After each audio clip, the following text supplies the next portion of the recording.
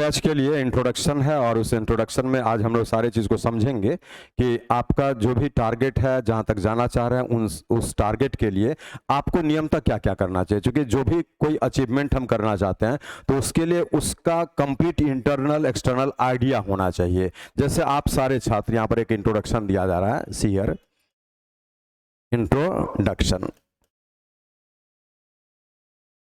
बोले आप सारे छात्र जो है सोचते हैं कि हम रेलवे का जॉब करेंगे, हम एसएससी का जॉब करेंगे, हम बैंक में जाना प्रीफर करेंगे, हम स्टेट एग्जामिनेशन देंगे, स्टेट गवर्नमेंट का जॉब करेंगे, उसी तरीके से हम बीपीएससी करेंगे। ऐसा तो अब ये तो टारगेट हो गया है ना, आप सारे का एम जिसको हम लोग बोलते हैं, वो एम यही है हमारा कि हम इनमें से किसी एक में जाना चाह रहे हैं।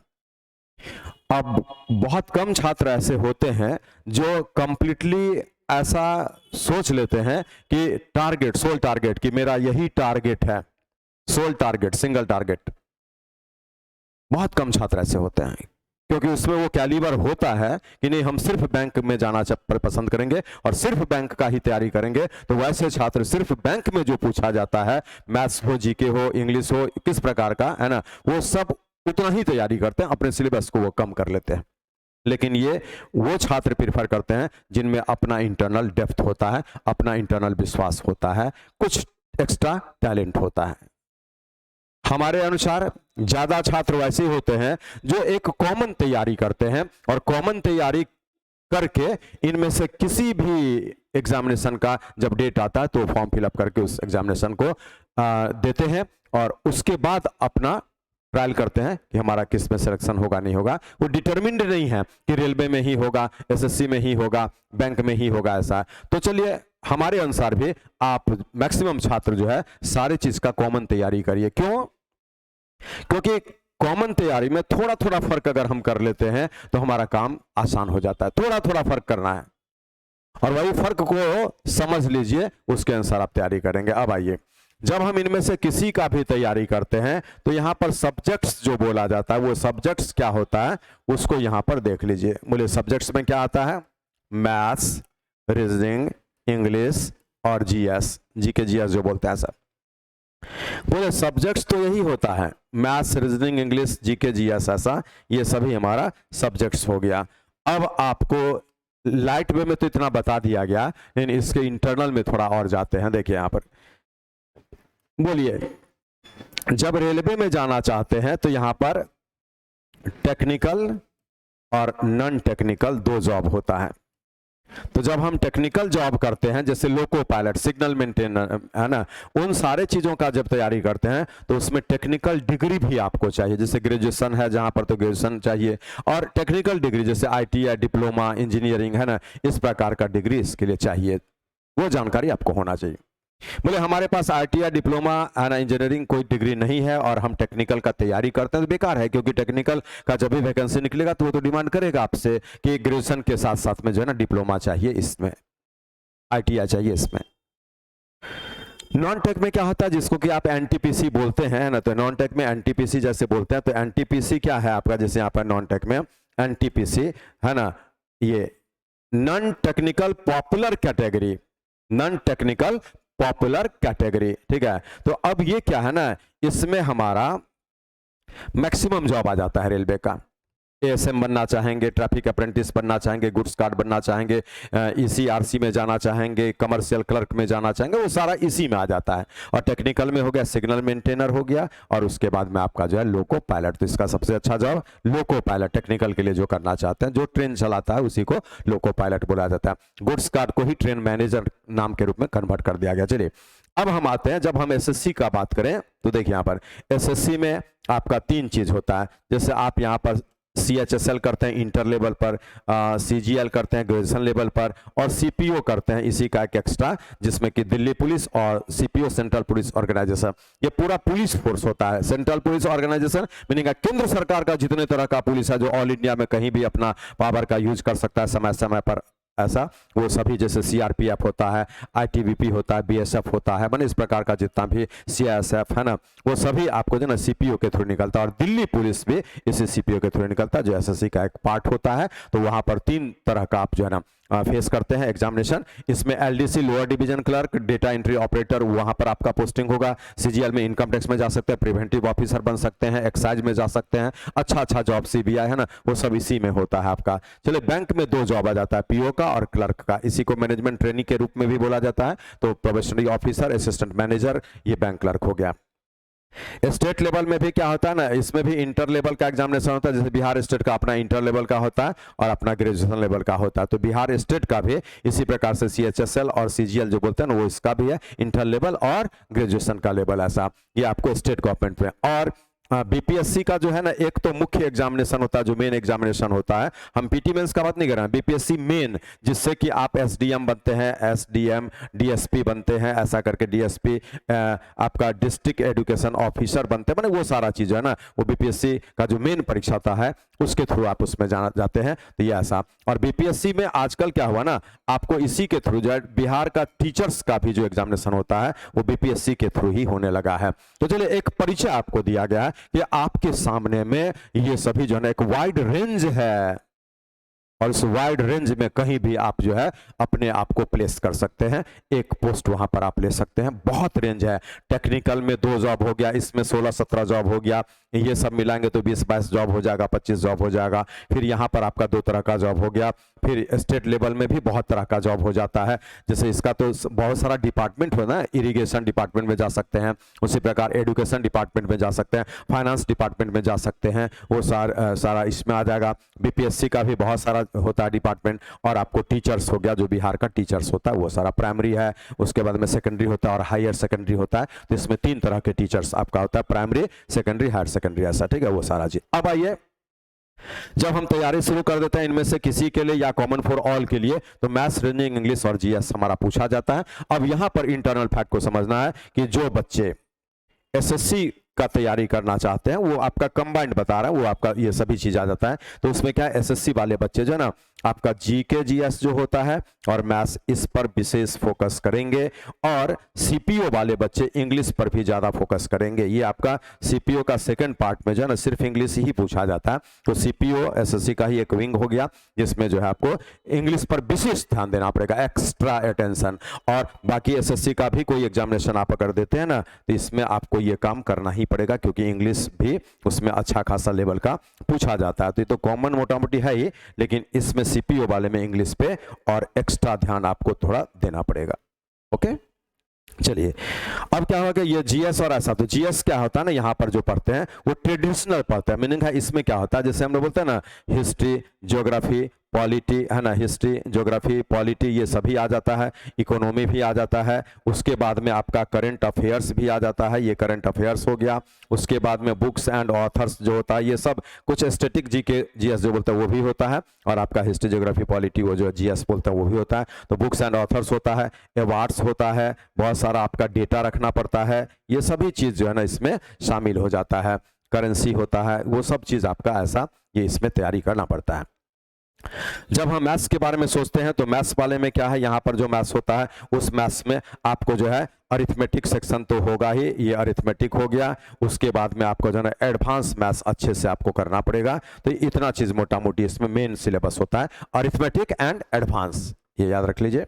चलिए, अब हम आगे बढ़ते हैं इसके बाद में। तो यहां पर जो आते हैं, अब आ जाते हैं इसमें रेलवे के लिए। बोले जब हम रेलवे का तैयारी करते हैं तो यहाँ पर टेक्निकल, नॉन टेक्निकल 2 ग्रेड होता है। लेकिन आपको जो है ना, यहाँ पर भी वही चीज है कि मैथ्स और जीके जीएस पर आपका जो है अच्छा अटेंशन होना चाहिए। इसमें अंग्रेजी का कोई महत्व नहीं होता है, मेनली मैथ्स और जीएस का अच्छा प्रैक्टिस आपको करना पड़ेगा, हर लेवल का क्वेश्चन बनाना पड़ेगा। तो इसमें भी मैथ्स में क्या है, अरिथमेटिक आपको पढ़ना पड़ेगा अच्छे से, एडवांस भी अच्छे से पढ़ना पड़ेगा। अरिथमेटिक एडवांस हो गया, मेनली यही सिलेबस इसका भी होता है रेलवे के लिए, ठीक है।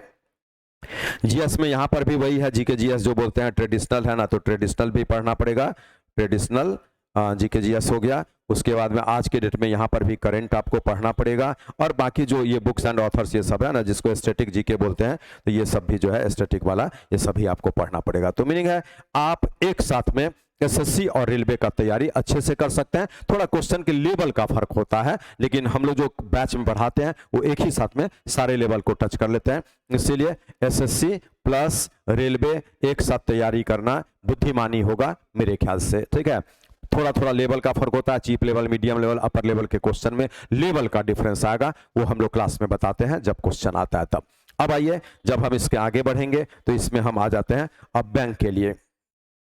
बोले बैंक में जब जाना चाहेंगे तो 2 एग्जामिनेशन बताए थे, पीओ और क्लर्क होता है। तो इसमें क्या होता है ना, आप रीजनिंग पर विशेष ध्यान दिया करेंगे और मैथ्स पर विशेष ध्यान दिया करेंगे, ऐसा ये 2 चीज हो गया। और यहां पर सिर्फ जो है ना आप करंट अफेयर्स पे ध्यान देंगे। क्या बोले, जीके जीएस में यहां पर सिर्फ होता है जनरल अवेयरनेस, है ना, इसको जीए बोलते हैं, जनरल अवेयरनेस। तो करंट अफेयर्स है ना, इस पर अच्छा पकड़ होना चाहिए। अंग्रेजी तो पूछेगा ही, है ना, बट क्वालिफाइंग नेचर का होता है, तो अंग्रेजी में थोड़ा बहुत जो है आप मैनेज कर सकते हैं, थोड़ा कम तैयारी करके भी, बट क्वालिफाइंग लेवल जो देता है 40% 50% जो भी, वो आपको लाना ही पड़ेगा, तभी आपको जो है सिलेक्शन हो सकता है। ठीक है, तो रीजनिंग और मैथ्स यहाँ पर देखिए यही चीज बोल रहे थे कि हम जहां तक जाना चाहेंगे उसके लिए अपने आप को थोड़ा सा समझाएंगे कि आखिर किस एग्जामिनेशन में किस चीज का महत्व ज्यादा होता है, और उसी अकॉर्डिंगली हम उस चीज पर फोकस करेंगे।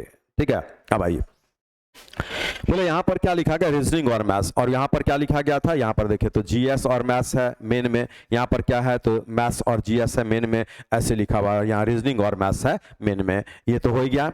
अब इसी प्रकार जब हम यहाँ पर स्टेट लेवल के एग्जामिनेशन में आएंगे तो स्टेट लेवल वाला भी यही चीज है आपका ऑलमोस्ट, है ना। लेकिन स्टेट लेवल में जब आप जीके जीएस का बात करते हैं तो जो एसएससी रेलवे के लिए आप तैयारी करते हैं वो जीके जीएस तो काम में आएगा ही, बट एक्स्ट्रा में वहां पर जो है ना बिहार स्टेट का अगर आप एग्जामिनेशन देते हैं तो बिहार स्पेशल जीके जीएस जो होता है उसका भी पकड़ आपको बना लेना चाहिए। अगर यूपी स्टेट का कोई एग्जामिनेशन दे सकते हैं तो आप वहां पर यूपी स्टेट के लिए जो कुछ क्वेश्चन होता है एक्स्ट्रा जीके जीएस वो आपको जरूरी होता है। तो पढ़ने का तरीका हम समझा रहे हैं कि कैसे तैयारी किया जाता है। तो बोले जब हम स्टेट लेवल के एसएससी में आते हैं, माने स्टेट लेवल के, है ना, ये जो आपका ये बोलते हैं यहाँ पर जैसे इंटर लेवल ग्रेजुएशन लेवल ऐसा, तो बोले बिहार एसएससी बोलते हैं ना, बिहार एसएससी इंटर लेवल और ग्रेजुएशन लेवल। तो उसमें क्या हो गया, एक्स्ट्रा जीके जीएस में सारा चीज वही रहेगा, लेकिन एक्स्ट्रा जीएस में जीके जीएस में आपको बिहार स्पेशल थोड़ा पढ़ लेना पड़ेगा। बिहार से रिलेटेड जितना भी जीके जीएस है वो एक्स्ट्रा जरूर ध्यान दिया करिएगा, तो आपको फायदा होगा। अब आइए यहाँ पर बीपीएससी, तो बोले बीपीएससी मेन परीक्षा जो होता है जिससे आप एसडीएम बनते हैं, एसडीओ बनते, मैंने ये आपका डीएसपी बनते हैं, डेटा डिस्ट्रिक्ट एजुकेशन ऑफिसर बनता है, तो ये सारा जो भी होता है ना इसके लिए ये तो मेन सिलेबस होता है जो आप पढ़ते हैं, ऑप्शनल और सब्जेक्टिव ऐसा। तो एक सब्जेक्ट का अच्छा होल्ड होना चाहिए, जीके जीएस पूरे बिहार का बहुत अच्छा होना चाहिए, डीप लेवल का तैयारी आपको करना पड़ेगा। और फिर जब आते हैं आप टीचर्स लेवल में, तो टीचर्स लेवल में आपको मैथ्स का भी तैयारी आप करना पड़ेगा, क्योंकि सिलेबस में आपको जोड़ा गया है मैथ्स को अच्छे लेवल से, तो आपको मैथ्स अच्छे तरीके से, जिसके लिए हम लोग एनसीईआरटी और एससीईआरटी बोलते हैं, उन सारे पर थोड़ा सा फोकस ज्यादा करते हैं तो ज्यादा फायदा होता है। तो टीचर्स का अपना जो सिलेबस होता है मेन वो तो है ही, और मैथमेटिक्स को भी थोड़ा सा अरिथमेटिक सेक्शन खास करके उस पर आपको जो है ना फोकस ज्यादा करना चाहिए। ओके, चलिए अब ये रहा, इस तरीके से हम लोग यहाँ पर आ चुके हैं, एक समझदारी बढ़ चुका है कि हम लोग जो है कैसे कैसे करके तैयारी करते हैं। तो आइए, जब हम बैंक का तैयारी करते हैं तो थोड़ा एक्स्ट्रा करना पड़ता है, अलग, एक्स्ट्रा मींस अलग, यहाँ पर डिफरेंट। कैसे? क्योंकि इसमें करंट अफेयर्स ही होता है, तो हिस्ट्री, ज्योग्राफी, पॉलिटी, इन सारे चीजों का लोड आपका खत्म हो जाता है। इसके लिए मैथ्स में भी क्या है, टॉपिक जो है यहाँ पर जो ऐसे लिखा हुआ था अरिथमेटिक और ये सब एडवांस, बोले एडवांस नहीं पढ़ना, बोले बैंक के लिए जाएंगे एडवांस बिल्कुल नहीं पढ़ना है, हिस्ट्री, ज्योग्राफी, पॉलिटी ये बिल्कुल नहीं पढ़ना है। मैथ्स तो पढ़ना, अरिथमेटिक पढ़ना है, और उसका अलग टॉपिक्स होता है, जैसे डेटा सफिशिएंसी होता है, डेटा इंटरप्रिटेशन होता है, उसी तरीके से आपको जो है नंबर सीरीज होता है, इनइक्वालिटी होता है, परम्यूटेशन एंड कॉम्बिनेशन होता है, प्रोबेबिलिटी होता है, उसका कैलकुलेट्स होता है, अप्रोक्सीमेट वैल्यू होता है। तो इस तरह का कुछ टॉपिक्स एक्स्ट्रा आपको इसमें काम आता है, एडवांस हटा करके उसके जगह पर वही हम लोग जो है पढ़ लेते हैं सब। तो हमारे फाउंडेशन बैच में सारा चीज पढ़ाया जाता है, अरिथमेटिक पूरा लेसन होगा टोटल आपका, एडवांस टोटल, और उसी तरीके से आप आगे बढ़ेंगे तो जो बैंक में स्पेशल टॉपिक्स होता है वो टोटल। इसलिए एक फंडामेंटल बैच जो फाउंडेशन बैच बोलते हैं, अगर हम वो कर लेते हैं मैथ्स का, तो हमारा सारा एग्जामिनेशन कवर्ड हो जाता है, और कोई भी एग्जामिनेशन का वैकेंसी जब निकलेगा तो हम अच्छे से विश्वास के साथ खुशी मन से अपीयर होंगे, और हमारा रोल उसमें जरूर दर्ज होगा जब उसका रिजल्ट निकलेगा, तो क्योंकि हम अच्छा तैयारी करते हैं। अब आइए इसके आगे हम लोग बढ़ते हैं। जब तैयारी हम करते हैं, ये तो जस्ट एक इंट्रोडक्शन ही आपका दिया जा रहा है आज के क्लास में, तो बोले जब हम तैयारी करते हैं तो इस इंट्रोडक्शन में होता क्या क्या वो चीज आपको समझना है। इस इंट्रोडक्शन में आपको हम समझा दिए कि आपका एम क्या होता है वो चीज़, दूसरा आपको वो क्या पूछेगा वो चीज़, तीसरा उसमें क्या क्या इंटरनली पूछेगा वो चीज़ भी आपको समझा दिया गया है। आप कैसे तैयारी करेंगे, किस चीज़ का तैयारी करेंगे, वो सारा बात का डिस्कशन हो चुका। अब आइए, जब हम तैयारी करते हैं तो आज के समय में आपका दो मोड होता है, ऑफलाइन भी होता है और ऑनलाइन भी होता है। जब ऑफलाइन करना चाहते हैं तो आप सारे छात्र को मालूम होगा ऐसा करके कि झा क्लासेस आपका जो है ना नया टोला पटना में है, झा क्लासेस नया टोला पटना, और इसी नया टोला इलाका में आप आएंगे जो पटना 4 कहलाता है ऐसे करके, तो झा क्लासेस पटना, इसमें आप ऑफलाइन करेंगे। हमारा ये सेकेंड फ्लोर पर क्लासरूम है। सेकेंड फ्लोर कहाँ पर, तो आपको जो है नीचे में बेसमेंट में नया टोला का सेंट्रल बैंक है, तो सेंट्रल बैंक ऑफ इंडिया याद रखिएगा, central bank of India basement में है हमारे ही बिल्डिंग में, और हमारा सेकेंड फ्लोर पर है, तो इसीलिए इस चीज़ को जो है आप नोट डाउन कर लेंगे। जब हम ऑफलाइन का बात करते हैं तो ऑफलाइन ऑनलाइन का, तो ऑनलाइन के लिए आपको जो है ना एक एप्लीकेशन होता है, तो ये कैरियर एजुकेशन ऐप, इसको देख लीजिए, नाम नोट कर लीजिए, कैरियर एजुकेशन ऐप। और ये कैरियर एजुकेशन ऐप जो होता है एक एप्लीकेशन है, इसको आप गूगल प्ले स्टोर से डाउनलोड करते हैं, और डाउनलोड करने के बाद इसमें कोर्स खुद परचेज कर लेते हैं जिस कोर्स में ज्वाइन करना है, और कोर्स परचेज करने के बाद में आप हमसे यहाँ पर पढ़ते हैं, और यहाँ पर भी जो है ना पर डे आपको लगभग जो है 40 to 50 मिनट्स का क्लास होता है इस वाले में, और यहाँ पर आपको जो है ना ऑफलाइन वाले में 55 मिनट्स का क्लास होता है। मोटा मोटी यही चीज़ आपको देखना है, पर डे ये चीज़ है ना, पर डे, ठीक है, ये पर डे। अब यहाँ पर क्या है, पर डे ये 40 to 50 मिनट्स का जो है क्लास होता है, और ये क्लास आपको जो है ना अपने मोबाइल पर दिख सकता है। आराम से मोबाइल को लैंडस्लाइड मोड में कर लेंगे, जैसे इस तरीके से मोबाइल को रखिएगा तो पूरा विजिबिलिटी अच्छा आएगा, लैंडस्लाइड मोड बोलते हैं। मोबाइल को ऐसे करके आप यहाँ पर इसको आराम से क्लास को देखेंगे, बिल्कुल जैसे अभी आप देख रहे हैं, बिल्कुल इसी प्रकार से क्लास को देखेंगे। एक एक प्रश्न का जो है ना आंसर आपको दिया जाएगा। अब रहा सवाल कि आपके पास क्वेश्चन पेपर कैसे रहेगा, तो एक तो मोबाइल में यहाँ पर क्वेश्चन बोर्ड पे जो डिस्प्ले होगा वो आपके मोबाइल में डिस्प्ले होगा, आप वहीं पर क्वेश्चन देख लेंगे। बट इसके लिए आपको जो ना एक पीडीएफ दिया जाता है, और वो पीडीएफ आपको कहाँ पर मिलेगा, तो हमारा मैथ्स बाय एम के झा, मैथ्स बाय एम के झा ऐसा देखिएगा टेलीग्राम चैनल, ठीक है, मैथ्स बाय एम के झा, ये आपका टेलीग्राम चैनल है। तो ये टेलीग्राम चैनल से आप जुड़ जाएंगे, और इसी टेलीग्राम चैनल पर आपका हर चैप्टर का जो स्टार्ट होगा उसका पीडीएफ वहां पर मिल जाएगा। उस पीडीएफ को आप जो है डाउनलोड करके किसी साइबर से प्रिंट आउट निकाल लीजिएगा, है ना। तो ये प्रिंट आउट निकाल करके सामने में क्वेश्चन पेपर को आप रखेंगे, और यहाँ जो पढ़ेंगे उसका सॉल्यूशन आप उसी मोबाइल से देख करके फेयर कॉपी पे कर लिया करिएगा। तो कॉपी तैयार कर लीजिएगा, ये नहीं कि बार बार इसी में आपको देखना है, ठीक है, करेंगे उसके लिए। और किसी भी प्रकार का जब आपका क्वेरी होगा तो उसके लिए 0612 पटना का कोड है, और 2300-323 ऐसा ये हमारा लैंडलाइन नंबर हो गया। उसके बाद में मोबाइल भी एक नोट कर लेंगे, 9334360334 ऐसा, ये हमारा मोबाइल नंबर हो गया। ये तो ये दोनों आप नोट कर लीजिए, और इसी पर इंक्वायरी कर सकते हैं, ठीक है। तो ऑल द टाइम कभी भी इस पर तो इंक्वायरी आपका हो जाएगा, और ये आपका ऑफिस का जो आवर्स होता है उस समय में आपका 8 बजे से मैंने 7 बजे से ही मॉर्निंग से ये इस पर कॉल करेंगे, तो 7 AM से आपको जो है ना 9 PM तक मोटा मोटी आप बात इसमें कर सकते हैं सर, ठीक है। तो ये हो गया एक जानकारी कि इस हिसाब से आप ऑनलाइन से भी जुड़ सकते हैं और ऑफलाइन से भी जुड़ सकते हैं, ठीक है। तो चलिए आज के क्लास में बस इतना ही, एक परिचय आपको दे दिए हैं, और आप सारे छात्र जो है तैयारी अच्छा से करिए, और हमारा फुल सपोर्ट होता है। उसके बाद एक नंबर और आपको हम लिख देते हैं ऐसे करके, 8409951743, इस पर जो है ना आप क्या करेंगे, तो ये आपका व्हाट्सएप हो गया, मीनिंग है कोई क्वेश्चन समझने में जब दिक्कत होगा तो ये हमारा व्हाट्सएप नंबर हुआ, और इस व्हाट्सएप नंबर में उस क्वेश्चन को साइट करेंगे, उस क्वेश्चन का सॉल्यूशन आपको दे दिया जाएगा। जिस स्टेप में दिक्कत होगा वो स्टेप भी आप चर्चा कर सकते हैं कि सर यहाँ पे दिक्कत है, उस स्टेप को भी क्लियर कर दिया जाएगा। तो जब किसी भी प्रकार का समझने में दिक्कत होगा तो आप यहाँ पर व्हाट्सएप में अपने वॉइस कॉल से या टेक्स्ट मैसेज के थ्रू यहाँ से जो है क्वेश्चन कर सकते हैं, और उसका भी जवाब आपको दिया जाएगा। मीनिंग है घर बैठे भारत के किसी भी कोने में आप रहते हैं, आराम से हमसे मैथ्स पढ़िए, कोई दिक्कत नहीं होने देंगे, क्योंकि सारा व्यवस्था आपको कर दिया गया है। तो ये जितना भी बात समझाएगा ना, इन सारे को जो स्पेसिफिक नंबर्स दिया गया है जरूर आप नोट डाउन कर लेंगे अपने कॉपी में, और नोट डाउन कर लीजिए। जैसे आपका टेलीग्राम चैनल का नाम कर लीजिए। एक मैसेज और आपको दे देते हैं कि हमारा आजकल क्या ऑनलाइन का ज़माना है, इसलिए यूट्यूब चैनल भी हमारा है। और ये यूट्यूब चैनल पे जो है आप कहाँ पर जाएंगे तो झा क्लासेस पटना, ऐसे यूट्यूब चैनल का नाम लिख दीजिए झा क्लासेस पटना। ये तो झा क्लासेस पटना यूट्यूब पे सर्च मारिएगा तो आपको जो है ये चीज़ दिख जाएगा। मीनिंग है यूट्यूब से भी आप हमसे जुड़ जाइए, Jha classes Patna. Telegram channel से जुड़ जाइए अपने पीडीएफ लेने के लिए, है ना, मैथ्स बाय एम के झा, इससे जुड़ेंगे। और इसमें व्हाट्सएप ग्रुप लेना होगा तो आप यहाँ पर इस नंबर में जुड़ जाएंगे व्हाट्सएप में। टेलीग्राम हो ही गया। इंक्वायरी के लिए ये सारा नंबर आपको दे दिया गया है, आप इस पर इंक्वायरी कर सकते हैं।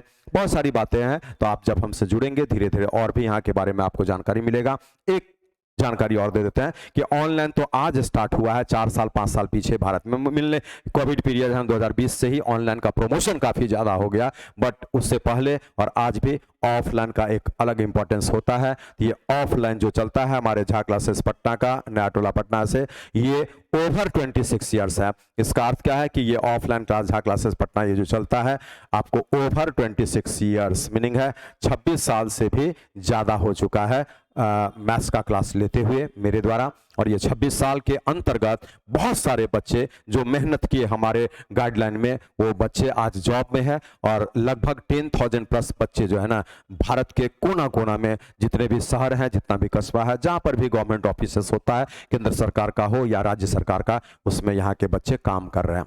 पूरे भारत के कोने कोने में जो भी शहर का नाम लेंगे 1-2 बच्चे यहाँ के जरूर दिखेंगे। और जैसे कुछ शहर ऐसे हैं जहां पर 50-100 बच्चे भी एक साथ आपको दिखते हैं झा क्लासेस नया टोला पटना का।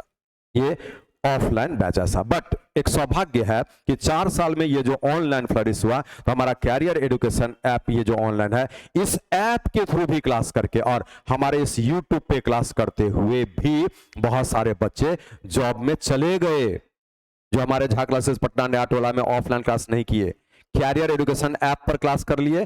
और आपको जो ना कुछ वीडियो जो इस पे दिया हुआ है आपको यूट्यूब झा क्लासेस पटना पर, उसको देखते हुए वो बच्चे आज जॉब में हैं। तो आप ऑनलाइन भी करना चाहें कोई दिक्कत नहीं है, आप आराम से बिल्कुल दिल से, है ना, फ्रैंकली जुड़ेंगे, आपको भी जॉब होगा, ऑनलाइन के थ्रू ही हो जाएगा, कोई दिक्कत नहीं है। ये ऐप डाउनलोड करके आप इसमें नया बैच जो दिया गया है आप उसको ज्वाइन कर लेंगे और उसी में हम लोग अभी तैयारी करेंगे। एक बैच आपको लॉन्च किया गया जिसके बारे में अभी हम आपको बता भी रहे हैं, अभी रेलवे एसएससी स्पेशल है ना, रेलवे एसएससी के लिए ही स्पेशल आपको दिया गया, उतना ही आप कर लीजिए, काफी हो जाएगा। रेलवे एसएससी में ही रेंज ज्यादा है बैंक छोड़ करके, बाकी आप उसका तैयारी कर सकते हैं ऐसे। तो इस बैच में आप ज्वाइन कर लेंगे, ऑनलाइन भी और ऑफलाइन जिनको आना है वो आप आ जाइए। हमारे यहाँ 8 AM to 9 AM बैच है, 9 AM to 10 AM बैच है जो न्यू वाला। उसके बाद में आपको जो है ना 5 PM to 6 PM है ये न्यू वाला, 4 PM to 5 PM न्यू वाला। ये आपको नया बैच हम आपको बता रहे हैं कि इस 4 टाइम में आप नया बच्चा जो भी है वो कर सकते हैं क्लास, और पुराना बच्चा जो है वो तो, और बाकी जो टाइम है उसमें पुराना बैच चल रहा है, जो कोई आधे लेवल पर है, कोई 3/4 लेवल पर है। तो आप नया बैच को ज्वाइन करिए, ज्यादा बेटर होगा, क्योंकि 0 से लेकर के हीरो बनना है। ठीक है, मिलते हैं अगले क्लास में। Thank you.